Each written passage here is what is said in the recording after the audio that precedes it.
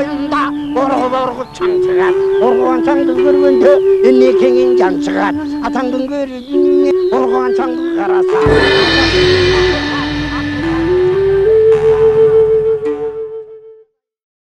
Assalamu alaikum hormаттуу телекөрүүчүлөр. Кайрадан сиздердин назарыңыздарга башканы коюп Манастай теле долбоорубуздун кезектеги чыгарышын тартуулайбыз. Өткөн берүүлөрүбүздө биз Кочкор өрөөнүндөгү Суяб шаары тууралуу кеп кылганбыз. Мына акыркы 30 жылдан бери социалдык сеттерде, газета журналдарга материалдарды жарыялап, ошо Суяб шаары чүй өрөөнүндө эмес, Кочкордогу чүй суусунун башарты башталган жерде Кумдөбө деген айылдын ордунда жайгашкандыгы тууралуу көптөгөн макалаларды жазып, чыркырап, мына буякта деп жүргөн Кайырбек Комурбаев агайды чакырып сүйлөшкөн элек. Бүгүн дагы агай биздин студиябыздын коногу. Кош келипсиз агай. Бүгүн биз ошол эле Кайырбек байке далилдегенге аракет кылып, мына Бала Сагын шаары дагы Кочкор жеринде деп чырылдап, чыркырап далилдегенге аракет кылып жүрөт. Эмесе бүгүн ошол Кочкордогу Бала Сагын жөнүндө кеп кылалы. Анда байке кепти баштай бериңиз. Саламатсыздар.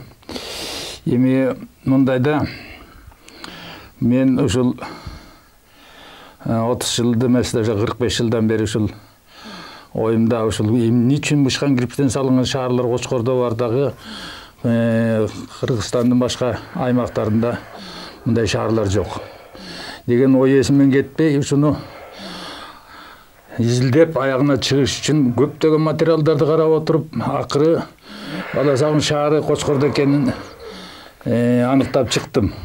Себеп дегенде, мына биз карайлы байыркы маалыматтарда, байыркы эмеде Махмуд Кашкаринин эмгектеринде ушул Бала Сагын шаары картасында, Махмуд Кашкаринин картасында, дөңгөлөк картасында Туюк өрөөнүндө турат. Бала Сагын шаары Туюк өрөөнүндө жазылган. Муну биздин окумуштуулар араб тилинен кыргызчага которушкан.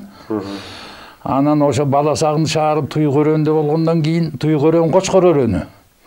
Эгерде чүй өрөөнүндө болсо, анда бияк чүй өрөөнүнүн батыш жагы ачык.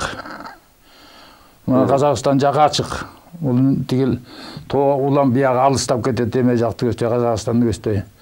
Анан экинчиси, жана тарыхый маалыматтарда мына тигил археолог историк Горячеванын эмгегинде Махмуд ибн Бали деген адам жазган экен 16-кылымда.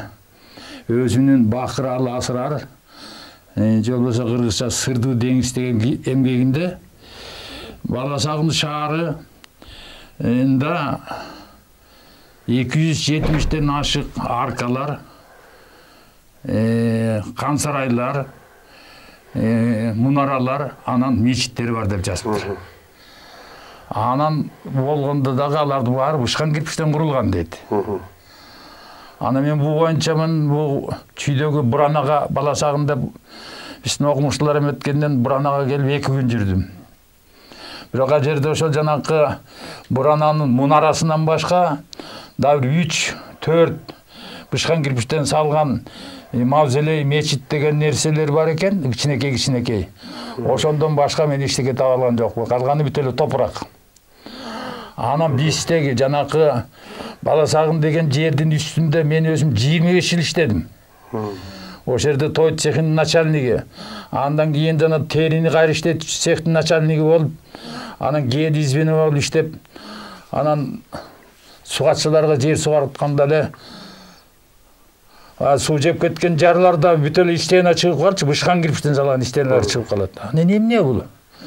Ой, байлардын эмеси го. Илгерки байлардын үйлөрү го. Болгону мүрсөөсүбү деген чыкса, мүрсөөнүн тегерегинде. Мүрсөөлөр ошол жерге, кийинки мүрсөөлөр ошол жерге туруп калбады. Анан ошентип ойлоп койчумун. Анан да бир нерсе характерный. Бизде Солтобай деген аянт бар. Анан бая сакалдуу катаң карыя сугатчылар айтчу, Кайырбек, эгерде суу келип, түндүктөн суу келип, арыктарды тигин жей баштаса, айдоон жей баштаса, Солтогойго сал дечү. Анан Солтогойга баягы чоң суу келгенде Солтогой аянтына салып жибергенде, суу аягына чыкпай 6-7 сааттан аягына чыкса, көрсө, тигил аянттын астындагы үйлөрдүн ичине кирип толуп, андан кийин аны сыртка чыкчу экен да. Анан үстүнөн баягы арыктарды касканда карапаана мышкан кирпичтер чыгып калчу. Анан ошо менен эме кылып отурдук, анан бул эмне деп жанакы мынан кийин 88-жылы жанакыл сиз көргөн казылган чуңкурдагы курулуш 88-жылы совхоздун директору Силосун Ямагылабыз деп 2 чуңкур каздырганда. Ошондо мен 88-жылы биринчи көрдүм. Ошондо тиги бульдозерлорго май куйганы барга машинанын кабинасында отурдум эле көрүп, анан таң калдым, кирпичтери ушундай экен деп. Анан ошого эле көңүл бурулбай калган. Анан ошо жөнүндө мына тиги 91-жылы Кубатты Абалдиевке биздин тиги башкармабыз кийинки директорубуз Жодонбеков көрсөтүптүр. Ошо менен калган. Анан 96-жылы үлүшкө жер берилди. Ага чейин тынч турган жерлер, анан кирпичтери үлүшкө жерге тийген адамдар анан ташый баштады. Анан бул боюнча ал убакта айтканымды эч ким караган, эч ким болгон жок. Анан 2011-жылы талкалап японский погрузчик менен үстүнө алып, анан казып киргенде мен органга билгисип, ошол жерден эмесин токтотуп калдым. Андан кийин анан бул биздин археологдор Кубатты Абалдиевди чакырып көрсөттүм. Анан ошо менен 6 жыл археологдордун артынан жүрүп, каражат таппай акыры казылды.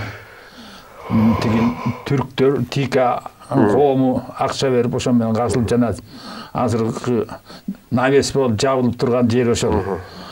Андан кийин жанакы мурунку көрүп жүргөн жерлерден кыдырып көрбөдүмбү?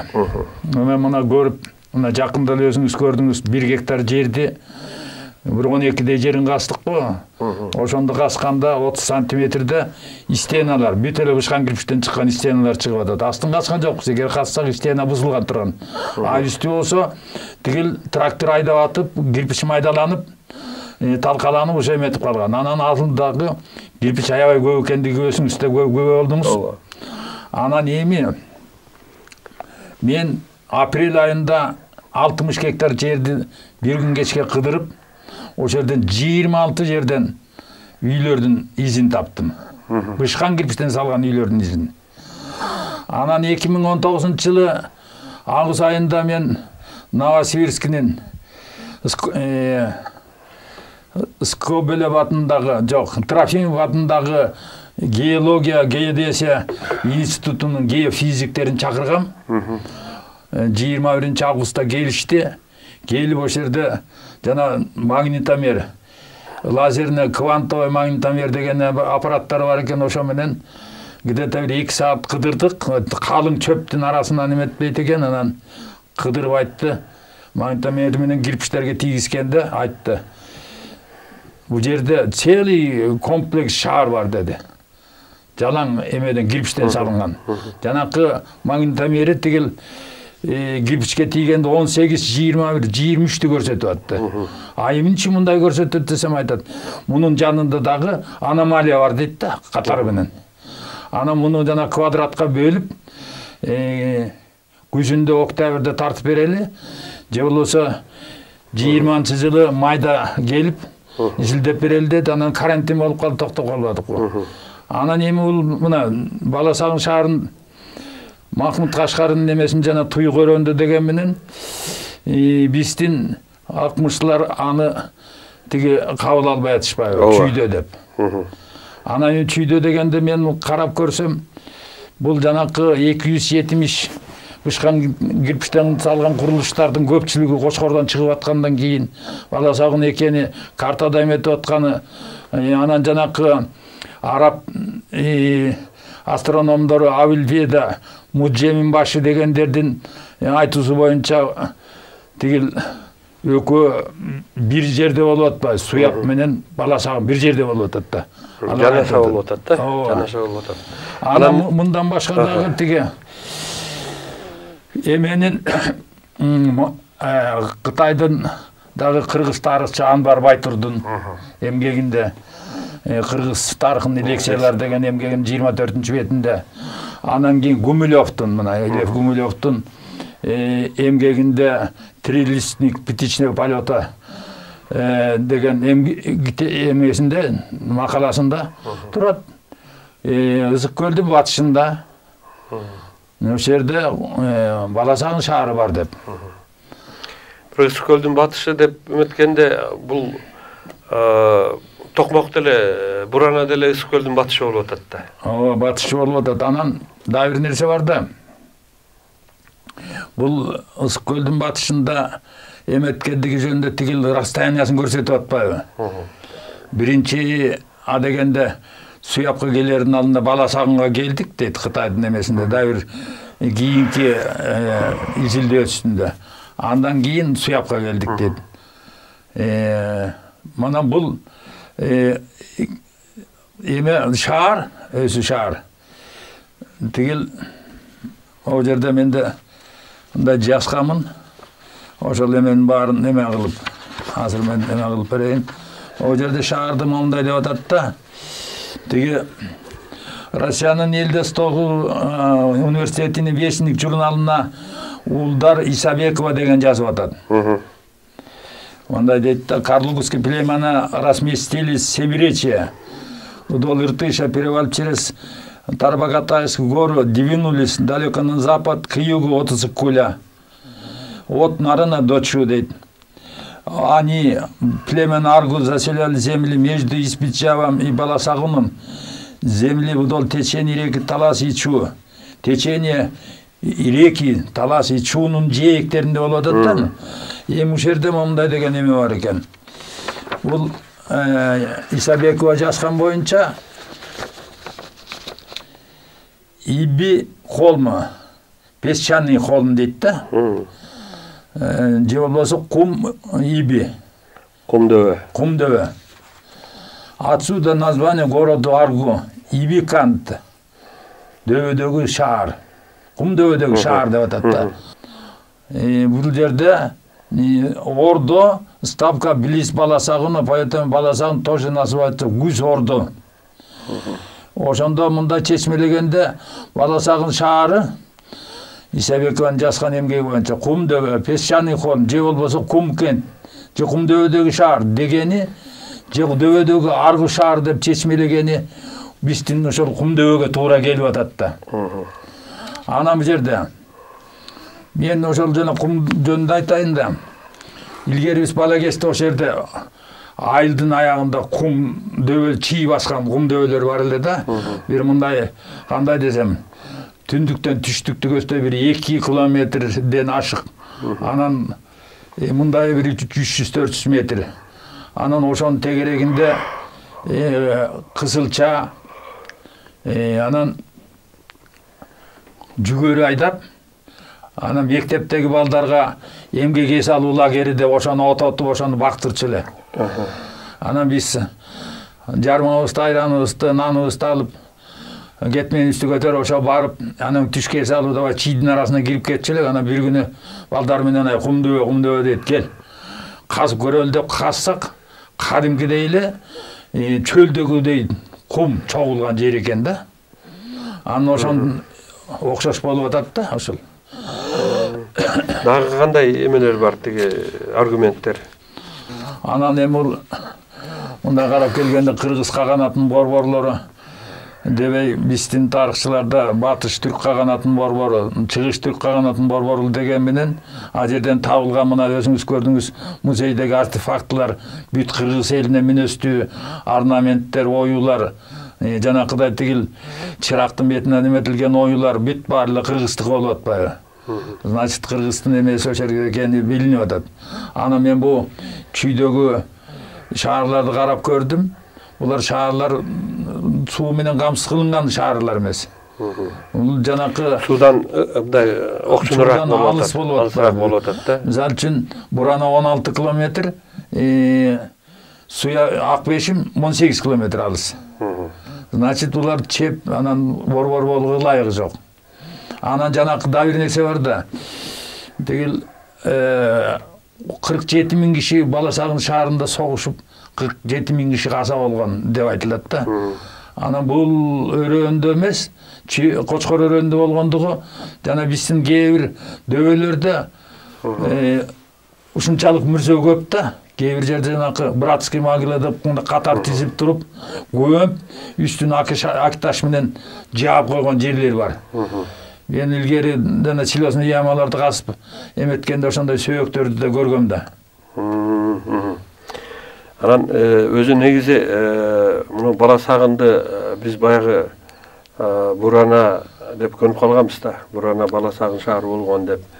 Бир мезгилдерде баягы кара кытайлар, кидандар ошол жерди ордо кала кылып да турушкан да. Баягы кыргыздарды кубалап чыгып, ар кайсысын ар кайсы жака айдап жибергенден кийин ошол жерде ээлик кылып турган. Муну биз Манас эпосунан, башка эпостордон деле ошо кыргыздардын калмактар менен, манжулар менен, кытайлар менен, ойроттор менен, шибейлер менен согушкандыгы тууралуу маалыматтарды көрөбүз да.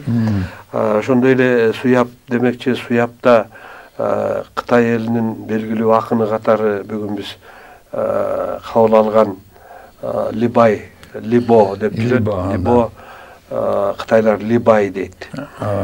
Бизде орус тилинде Либо деп коет, а негизи бул Элюбай болуш керек. Либонун Акбоз үй деген ырын кытайлык кыргыздар дагы которуп жүрүшөт. Бул ырда дагы мындай алганда кыргыз гана жаза тургандай кылып эметкен да. Мисалы үчүн кыргыздын гана жүрөгүнө жакын сөздөр менен айтылган боз үйдүн керемети. Анан ошол боз үйүмдү, ак боз үйүмдү мен хандын сарайына алмашпайм деген саптар бар да. Анан ушул жагын алганда дагы бир бул Либайды дагы биз изилдешибиз керек экен деп койдум. Ошондой эле бүгүнкү күндө ошол эле Суяп шаары деп аткан шаарды баягы мындан ары дагы казуу, Баласагынды казуу боюнча биз Кытай мамлекетине кайрылып Либайдын эмеси төрөлгөн жери ушул жер десек, балким алар жардам берет беле деген ой келет да. Эми мындай да, мына бул боюнча биз жана айтып кеткен мурунку Суяп жөнүндө эметкенде жана Түгөлбай Казаков жөнүндө айтпадымбы? Ошо менен тигил атайын комиссия келди, Дунхан академиясынан жана Ганс провинциясынан 7 археолог келди. Министерствосунан жанакы ошол акча каражатын караган адам келди, Маданият министринен. Анан ошондон кийин мына 2017-жылы меморандум кылып 2018-жылы кол коюлуп, мына Жээнбеков президент болуп турганда барып кол коюлуп 600 миллион юан деп, ошон 100 миллион юаны ушул Кумдөбөдөгү жанакы окумуштуулар айткан Кочкор баш шаарын, анан Бурананы, анан тиги Акталада мана келди чебини жилдөө боюнча 100 миллион юан бөлүнгөн. Ошондон бери мына 3 жыл, 4 жылга кетип баратат. Жооп жок, мына акча эмне болду? Бул кайтарымсыз грант башка жака колдонуп жиберилгенби белгисиз. Анан бу Либо жөнүндө эметкенде мен өз жазган китебимди ошол Кытайдан келген кишилерге, окумуштууларга берип айттым. Мына Либо 1701-жылы төрөлүптүр Суяпта. 701-жылы. 1000 эмес, 701-жылы. 701-жылы төрөлүптүр Суяпта. Анан мына Либонун төрөлгөн жери ушер. Десем, ошолор кичине ошого мындай ынангандай болду да. Себеп деген ичилдөөгө келгенде топуракка караганда тиги жерде шаардын изи турат да. Мисалы үчүн менин үйүм жанындагы жана стеналар мен тиги Болгариядан көргөн стена караганда өйдө. Мына мен дагы эмеге чыгарып атам, интернетке, Фейсбукка чыгарып атам өзүмдүн атымда. мына ошол жерде жатат жакшы биздин кыргыз элинин тарыхы. Биз изилдешибиз керек. Буга мына акчаны эме кылсак, биздин кыргыз элинин тарыхынын ак тактары ачылып, туризмдин центри боло турган жер биздин Кочкордо Кумдөбө менен Ак Жардын ортосунда турат. Мына өзүңүз күбө болдуңуз, көрдүңүз. Анан биз муну жөн койбошубуз керек эми. Убакыт өтө берет. Эми убакыт өтүп атат, бирок баягы стереотип болуп кабыл алынып калган нерсени бузуу өтө эле кыйын экен да, чынында. Бирок окумуштууларыбыз, археологдор ошо казуу иштерин дагы бир жандандырып, мындан ары изилдөөлөргө алынса, балким бул нерсе калыбына келип, ордуна келип дегендей, сиз чыркырап жүргөн бала сагым менен суяп ордуна койлар деген үмүт бар. Ал эми мына илимий жагынан алып караганда эмне үчүн, кандай деп ойлойсуз, эмне үчүн биздин окумуштуулар ошол эле жанагы Ибн Асирдин эмгеги же болбосо Махмуд ибн Бани Балинин эмгегинде болбосо Сюанзандын эмгегин тыкыр изилдеп көрсө эле орду такталган турбайбы? Эмне үчүн бул жак кабыл алынып калган деп ойлойсуз? Темирбек Асагал мындай да, мен мына баарын карап көрдүм. Мына эң мындай жакын мына Бартолттун эмгегин эле жакшылап казып, ар бир цитатасын мындай логический ойлоп, мындай чечмелеп көргөндө тарыхтын негизги мааниси ошол жерде жатат. Бүт эле жазып койгон, бирок өзү биздин окумуштуулар ага эметпей эле, бул мына тигил Мурунтадан Берништам айтты, Бартолт айтты, Горячев айтты деп эле, мына Баласагын деген шаар эме кыл деди. Мына кийинки 70-жылдарда эле, 75-жылдарда эле Горячева, мына Валентина Димитриева деген археолог, Кочнев, Настич, Федоров деген нумизматик, тыйындар менен академияда иштеген адамдар менен тигил өтө окумуштуулар, масон, Винник, Агеева, Абдеев, Кажамияка, Давир топторунун айтканына болбой туруп эле күчкө салып эле Баласагын шаары деп атап койгон. Бир эле орус аял атап койду, бүттү. Ошо менен эле биздин окумуштуулар ошонун тегерегинде эмгек жаратышты. Эми бул Союздун убагында баягы улуу орус элинин улуу окумуштууларын айтканы чындык катары кабыл алынчу да. Анан эми ошондой эле Таластагы Манастын күмбөзүндө эле Беленицкий деген бул Кенезек хатундун аялдын күмбөзү экен деп койду деп эле. Ошон боюнча окумуштуулар бүгүнкү күнгө чейин эле Манастын күмбөзү катары кабыл албай келет да. Бирок кыргыз эли билет Манастын Атай Манаска салынган күмбөз экендигин моюндап, Манастын күмбөзү комплекси деп жүрөбүз. Бирок окумуштуулардын арасында бул кандайдыр бир дагы эле кабыл алына элек да. Эми да бир нерсе бар да. Мына биздин Кочкор өрөөнү эмне үчүн тептегиз, өзү көрдүңүз го. Бир дөбөсү жок, бир чуңкуру жок, тептегиз. Жанагы 800-920-жылкы жер титирөөдөн кийин, көлдөгү жер титирөөдөн кийин, көлдүн түштүк чыгыш жагы чөккөндөн кийин, ал жердин массасы баскан суу, бузулган суудан чыгып, Кочкор өрөөнү тегиз каптап, анан жана Баласагындын суунун топурагы басып калган, селдин топурагы, суяпты басып калган. Ошонун баары эле эмет турбай белгилүү. Мына жанакы суяптын чептин дубалы мына эзилип дөбө болуп калган да. Эгерде сууга тийбесе тигил кошой коргондой болуп тура бермек. Ал жок. Анан тигил жана мен айтып аткан Баласагын шаары кокту да, Манаста Семетейде жазылган да. Ушу турган кокту дагы Баласагын кантип барбай коеюн деп Семетейдин китебинде турат. Бул өзүмөт. Анан эми ошол жана сел каптап кеткенден кийин көлдөгү кургакчылык пайда болуп жана регрессия. Ошонун кесепетинен 12-жылы 12-жылы. Баласағын шаарын белгісіз себептен тыштап кеткенде Бартольдта да Горячевада да жазылып тұрады. Айым үшін тыштап кетті. Бұл нені себебі бар? Кілтейген шаар, бүт бышқан кірпіштен салған шаар. Бұл жанақы сел басып кетті. Анан көлдө кургакчылык пайда болгондон кийин өрөндө тоо башында топтолду. Галасен ирриграция пайда болуп, өрөнгө суу түшпөй, дыйканчылыкка, мал чарбасын багууга мүмкүнчүлүк болбой, чөлгө айдалып жана кум дөбө пайда болгондон кийин анан бул жерден эл кеткен. Анан мына сиз өзүңүз көрдүңүз жанакы Баласагындын каскан навестеги зданиянын түштүк жагында жана койдой болгон таштар жатат.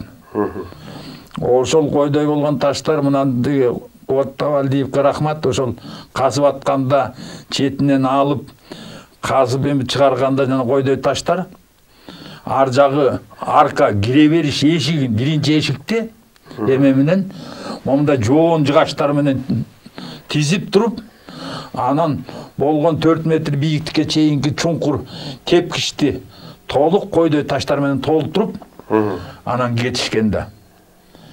Бул ошо ал жерде эмне казына болгонбу, эмне болгон? Бул жерде мындай тигил буну казып баштаганда биздин окумуштуулар, тарыхчылар жана Сатык Бурак Карахандын күмбөзү дешти. Ана мен айттым, жок, бул хан сарай. Анан эми ошентип казып келгенден кийин изилдеп келгенде эки эшиктүү ажайыпкана экен да. Зоопарк. Ажайыпкана. Музей деп кыргыздар айткандай, ошол жанакы болгон казынада мыкты баалуу оокаттардын баарын ошол жерде сактаган экен. Анан бул кийинки эле бул 20-кылымдын башында 24-27 жылдарда жанакы бөөрү азыктардын ичинен чолок сузуп деген адам казып көрүп, ошол жерден алтын күмүш буюмдарды анжанга төөгө артып алып барып сатыптыр.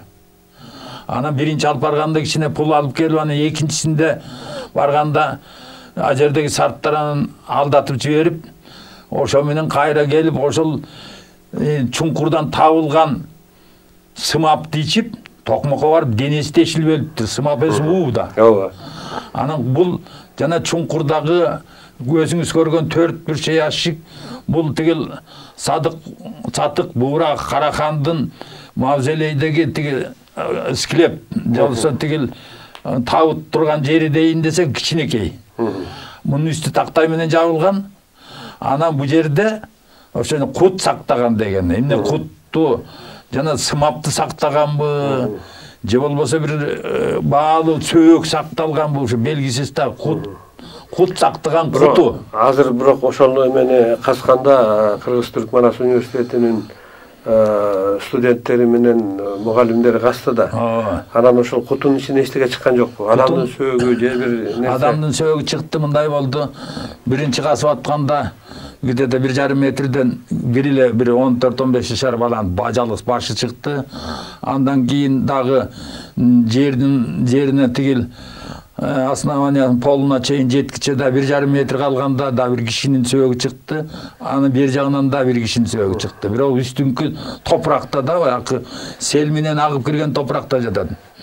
Анан тигил кутунун ичинде жанагы яшик 4 бурчтун ичинде жарты адамдын денесинин жартысы. Бул белинин үй жагынан болду да. Эми ал дагы мындай башы түштүк жакка караган аялдын денеси. Анан ал дагы ошол 15 сантиметр топурактан үстүндө жатат. Анан яндан да бир кызык нерсе мындай да эми ошо. Биринчи селовой поток агып келгенде, экинчи селовой агып келгендеги эмес, бул үчүнчү акыркы бул кийинки 19-20-кылымдагы агып келген селдин кирген суунун агымдарынын ташы менен топурагы. Кум жок. Өзүнчө сел бүт топурак эмес.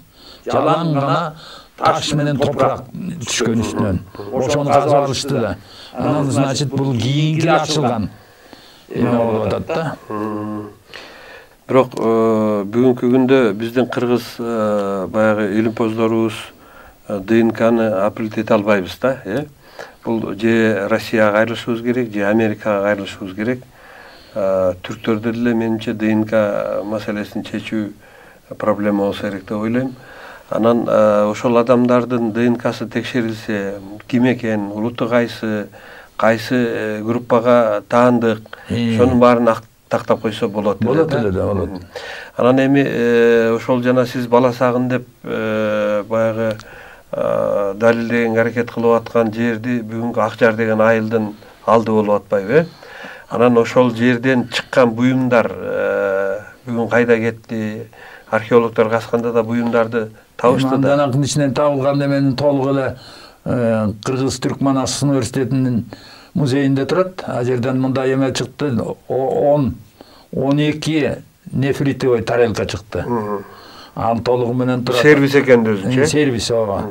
Анан бир колодон жасалган идиш, жука мындай ичине бир баалуу нерселер салчыдай мындай теп-тегерек кылып жасалган. Анын капкагы бар. Анан жука идиш чыкты. Ошол бир баалуу нерселер салган. Булар дагы бүтүнбү, же сыныгыбы? Жок, бүтүн. Бүтүн чыкты. Ада ошол музейде турат. Анан жыгачтын мыктары, карапа кумаранын сыныктары чыкты. Бир карапа кумараны толук эмес эме кылды. Анан да бир характердүү нерсе бар. Эмеден кирпичтен тигил кумарадын тигил чоподон жасап бышырылган, көксөр менен сырдалган 2 отургуч чыкты. 2 отургуч чыкканда мындай да. Бир отургуч толук чыкты, аны баягы килейлеп чогултушту, бул эмеде бар. Анан экинчисинин бири эле буту чыкты. Анан мен тиги жердеги элден сурасам, арчарлыктарды искендеген жигит айтты, биздин чоң аталарыбыз 38-39 жылдарда ичинен кирип, бир буту жок, үстөл отургуч алып чыкты деген. Алганда экен, ушундай экен. Аны эмне кылдылар? Аны биз тиги орус тарыхчыларга бергенбиз. Ал каякта? Биз тиги унсейге коебуз дегенде.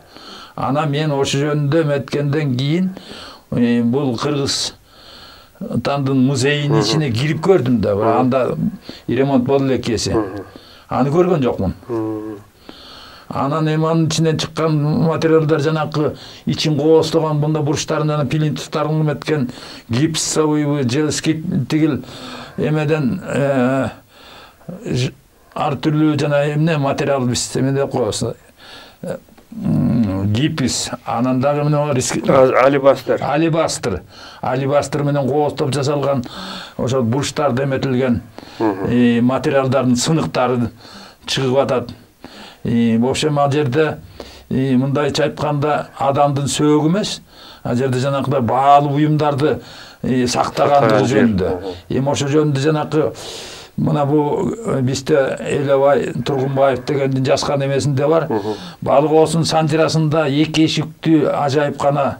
Ошонун ичинде хандардын, атактуу адамдардын сүрөттөрү, анан байлыктары сакталган деген жери бар да. Анан ошол Бала Сагын шаарындагы байлык сактаган жери ошол жана 4 метр казып туруп, азыр 6 метр болду, бир топурак көтөрүлгөн менен.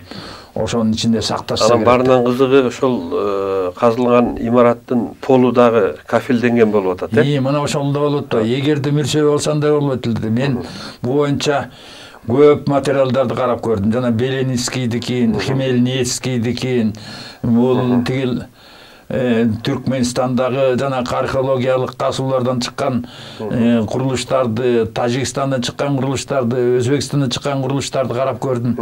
Биринде дагы бир да күмбөстө андай полун кафелдеп 2 кат мар кылып жасалган эмес да. Демек ал күмбөз эмес, Күмбөз эмес. Бул 100% мен орусча айтканда 100% эме берем да, кепилдик берем. Бул күмбөз эмес. Бул деген жанакындай баалуу буюм сактаган казына. Кыргызча айтканда казына. Эми тигил Махмуд Кашкардын немесинде ажайыпкана дейт. Тигил кимде дагы балык болсо да ажайыпкана деп атат, бирок казына экен да, банк, подземный банк кыргызча орусча айтканда. Хранилище дейт. Хранилище. Сактаган жер, Бирок эми подземный дейин десеңиз, анын тегерегинде ылдый жагында бүт эле имараттардын баары жер астында болуп атпайбы? Бул демек жана суу каптаганда сел каптап ошол бир нече метр тиги бийиктиктеги топурактарды, баткактарды алып келип туруп ошол зданиялардын баарын үстүнөн басып калган. Эми мындайда мен жана деңиз деңгээлини менен тигил GPS менен карап көргөндө 1910 метр, 1902 метрдин тегерегинде болуп атат. Деңиз деңгээлинен. Деңиз деңгээлинен. Анан эми ошол тиги аркы кумдөөгө караганда бир 15 метр ылдый. Бул кокту болгон экен да. Тиги турган кокту дагы баласаңга кантип барбай койгон деп Манаста Семетеде жазылып атат да. Катуураак кыйкырсам үн жеткен жер дейт да. Мына көрдүңүз Бирок чүйдө деле ошондой да. Чүйдө деле ошондой. Чүйдө деле бурана менен тиги Акбешимдин орду суяп деп аткан. Ошондой эле болуп атпайбы? Эми мында карап көрдүм, ал бир 6-7 километр. А тиги болсо 2 километрге жетпейт. Көрдүңүз го жанакы айылдын аягында баягы каскан жер айылдан 200 метр болуп атпайбы? Анан ошондон баштап тигил биздин Кочкор Акжар Кочкорго кеткен жолдон баштап биздики тигил тоону көздөй бир 8 километр коктун ичиндеги эме шаар жатты. Жанакы бузулган суунун эмеси нугу, өзүн байыркы нугу. Азыркы тигил биздин айылды бугучун менен кумдөөнүн башындагы келген сай эмес.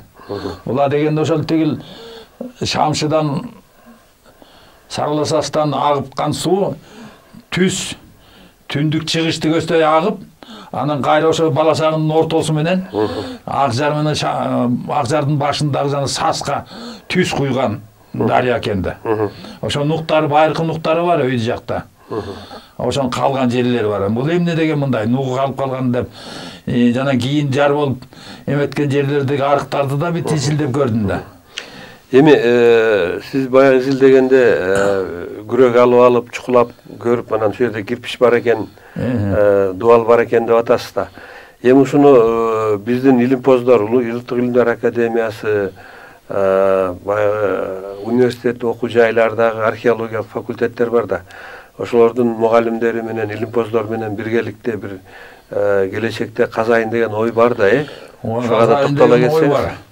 Эми мындай да, мен деле жашым келип калды, анан ушул жаш археологдор ушундагы изилдеп биздин эмелер, окумуштуулар, мына мен тиги Кубат Табалдиев, Орос Солтобаев менен байланыштарым бар, алар деле мына 50дөн өтүп калышты. Жаш археологдор келечекте ушуну казып бир 250-300 жыл казса дагы бүтпөй турган чоң объекти да, чоң курулуштар. Бул жерде кыргыз элинин тарыхы жатат. Керек болсо мына сел басып калганда өзүңүз ойлоп көрүңүз, бир күндө, бир суткада сел басып топурагы менен калган бул жерде материалдык байлык ошол кездеги ошол эле бойдон ошонун астында. Мындан бир нече жыл мурда Казакстанда жанагы Атырар деген шаардын баягы чалдыбарын казып аткан археологдордун эмесин көрдүм да, иштин. Мындай байкап көрдүм. Анан алар ал деле ошо топурактын астында калган шаар экен. Баягы казып, анан бул Атырар шаарын Чыңгызхан талкалаган да. Тып-тыйпылын чыгарбай, ташын ташыга баягы орусча айтканда камня на камне не оставил деп айтылат экен. Вообще таш талканын чыгарып талкалаган да. Анан ошол шаарды калыбына келтирүү үчүн атайын археологдордун бригадасы иштеп, жанагы бышкан кыштардын баарын коюп, көчөлөрдүн баарын мындай тизип, эме кылып иштеп атканын көрүп, аралап көрүп тартып келгем да. Ал эми бизде деле ошондой кылып туруп, ошол жанагы шаарларды эми азыр условно сиз Баласагын менен суяп деп атасыз, условно азырынча ошентип айтып туруп, бирок казып, эгер чын эле ошол жерде жана сиз айткандай 279 здания бар болсо, эме бар болсо, бул келечекте чоң бир тарыхый ачылыш болот эле деп ойлойм да. Анан муну үчүн көптөгөн каражаттар керек, мамлекетибизде каражат жок. Ошол учурда муну казууга кылган аракетибизди токтотпошубуз керек деп ойлойм. Ошондой болгон күндө деле бүгүн жок, балким келечекте мына азыр Кумтөрдү алдык деп атат, Кумтөр Кыргызстандын экономикасына иштей баштаса, жер үй, алтын кени Кыргызстандын экономикасына иштей баштаса, анан жөн эле алтынды карап отурбай, андан башка биздин жерибиз баягы өтө экологиялык таза продуктыларды, жер жемиштерди өстүрүүгө ыңгайлашкан жер болуп атпайбы? Эгер биз экологиялык таза продуктылар менен кошо эле Кытайга, башка кошуналарга сатып экономикабызды чыңдап алсак, балким келечекте бул шаарларыбызды археологиялык жактан казып, анан дүйнө эли агылып келип көрө тургандай абалга жеткизсек, туризм менен эле мамлекетибиз байып кетет эле деп ойлойм да. Мен жана Кытай жөнүндө сизге айтканым, эгерде Либойдун мына ушул жерде туулуптур деп бир-эки зданияны баягы жасап койсо, Кытайлар эле келип экономикабызды толтуруп берет эле деп ойлойм да. Бизде Кытай Фофия деген бар эмеспи? Бул жөнүндө мен деле ойлоп атам, мына Илибонун туулган жери ушул экен деп Кытай келип музей салып, Илибонун музейин түзүп коюп, анан биздин жерибизди казып берип, артефактларды коюп берип кетсе, булар өзүлөр ошондой намерение кылышты келгендер. Биз эчтеке албайбыз. Казып беребиз да коюп коебуз. Музей кылып беребиз да. Анан ой, Кытай деген келип алат, анын жериңди ээлеп алат. Эч кандай ээлеп албайт. Тарыхта жазылып турат, Кытай деген бул жерге экспансионный карательный отряды келген 748-жылы Суяпты талкалап түсөтүп, 751-жылы Таластан талкаланып, кырылып, 20 000 аскери менен кайра кеткен. 30 000, 50 000 өлгөн, 30 000 колго түшкөн. Андан кийин анан ошо менен качып кеткен дагы ошо менен 19-жылымга чейин келген эмес бул территорияга. Анан эми ошондо Кытайдын эч кандай 16-17 кылымда манжулар келген да. Манжулар алар деле ошо Кытай мамлекетинин эмеси атынан келген алар. Манжурия ушу калмагы эме, алар калмактар, алар Кытай эмес, ганцлар эмес. Булар калмактар. Тангуттар да. Кангуттар. Анан булар келген. Аларды башка түшүнүк керек. Анан кийин Кытай келгенде бул манжурларды талкалап, жанагы бөлүп, калмактын көбү тиги Элистага кетип, 18-жылында. Анан кийинки калгандарын кыргыз менен казак талкалап. Анан ошо менен бул өзүбүздүн жерибизде кыргыз калган да. Анан эми айтып атпайсыңбы? Анан биздин бир окумуштуулардын дагы чочуган жери көп төгөн жылдардан бери кыргыздар жөн эле мал баккан эл болгон, шаар отурукташкан маданияты болгон эмес деген нерсени баягы карманып келишкен да. Анан кийин эле шаар чыгып атса, анан Кытайлар келип казып атса, бул жер биздин жер, силердин маданиятыңар мындай жок эле, бул биздин маданият деп айтат деген чочулоо да бар болсо керек деп ойлойм да. Чочулоо бар да, мисалы үчүн мына мен өзүңүз көрдүңүз, чочулоо бар, макул. Жанагы мендеги артефактлардын ичинде Кытайдын тыйындары бар. Монголдун тыйыны бар. Ал тыйындар ошол жерден табылганбы? Ошол жерден табылган. Монголдун тыйыны бар, Кытайдын тыйыны бар, Арабтын тыйыны бар. Арабтын тыйыны бар, караканттер бар, саманиттер бар. Анан эми бул аралашканда соода жүргөн. Улуу Жибек жолунун таманындагы шаар болуп атпайбы мына? Ооба. Таманындагы шаар аркылуу Беделден аштыбы, Кегенден келдиби, келип тиги Кочкор өрөөнүндөгү шаарларда соода кылып, андан шам шашып, чүйгө түшүп, тиги суу самырдашып, Таласка түшүп, же болбосо суу самыр менен тиги жумгалдашып, Кетмендөөбү көздөй кеткен жолдор болгон. Анан эми ошол баарын эле Кытайдын жери дегенге болбойт. Ал Кытайдын жери болуш үчүн биздин жанакы курган эмебиз кыргыздар курган. Кыргыздар кочевник болгон. Себеби мен дагы бир нерсени айтып кетким келет. Жакында эле дагы бир барып, Буранага барып келдик. Анан ошо Бурананын музейинде баягы коюлган экспонаттардын арасында бир эле мындай кичинекей чоподон жасалган бир артефакт бар. Анын бетинде кыргыздын оюму бар да. Бул жана Бурананын бетине чапталган баягы чапталган липнинанын бир түшүп калган эмеси да. Бирок реставрация кылгандан кийин ал жерде андай эчтеке жок. Себеби бүт баарын эле баягы башкача кылып салганда, ошондой эле өзгө мунарасында деле кыргызга тиешелүү эч нерсе жоктой болуп сезилет. Анан бул балким атайын жасалган нерседир. Бирок ошол эле мезгилде жанагы сиздин музейиңиздеги жанагы май чырактын сабындагы кыргыздын оюму, кыргыздын жанагы ийиктин таштын бетиндеги чиймеренген оюмдардын баары кыргыздын жанагы кочкор мүйүз, кой мүйүз оюмдары экендигин далилдеп турат да. Анан ушул себептен улам сиздин баягы гипотезаңыз деп туралы азырынча жалпы элге кабыл алыныш үчүн дагы талыкпай эмгектениңиз. Кудай буйруса жанагы баягы күнү бизге көрсөткөн жерлериңизде дагы ошол имараттар чыгып, муну биз коомчулуктун көңүлүн бурушубуз керек болуп атат. Себеби бир мезгилде кыргыздардын Ордо калаасы ошол Кочкор өрөөнүндө болгондугу тууралуу маалыматтарды издеп көрсөк, мен жакында ушул Марко Полонун бул 14-кылымда жанагы Хибулай хандын ставкасында атасы барымтага таштап кеткен италиялык баягы саякатчы, себеби атасы соодагер болгон экен, Марко Полону ошо барымтага таштап кеткен да. Анан ошол жерде жүрүп, монголдор менен Хибулай менен жүрүп эметкенде, ошонун китебинде бир мындай маалымат, кичээ учка эле маалымат да. Жана ассасиндер келип Хибулайга кол салышат да, түндө суктап аткан жерин өлтүрөбүз деп аракет кылат.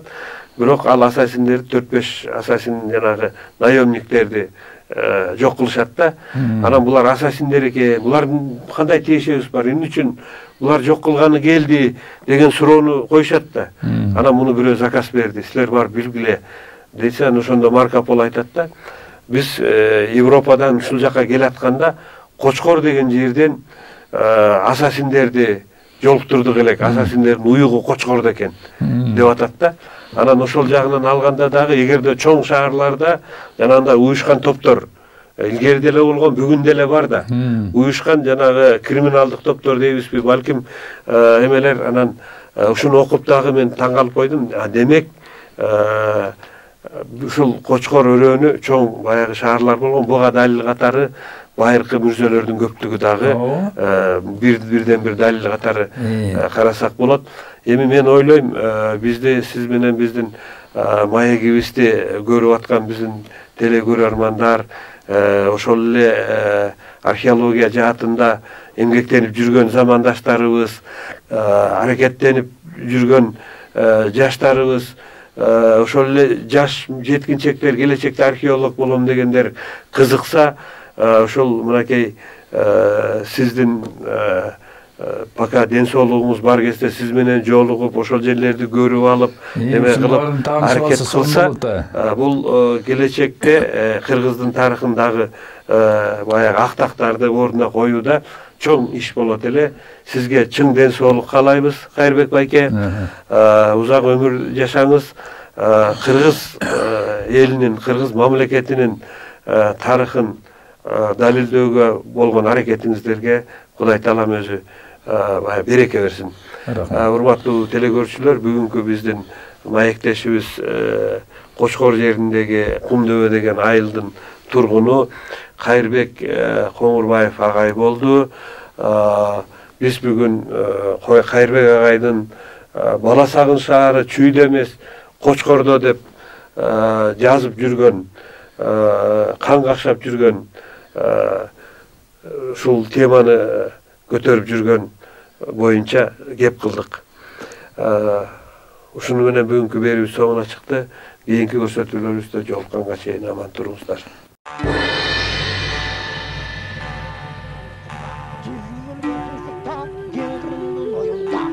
Deniz boyunda orgu çan çıkar. Orguan çandı görgünde enne kengin can çıkar. Atandın görüdün orguan çandı karasa.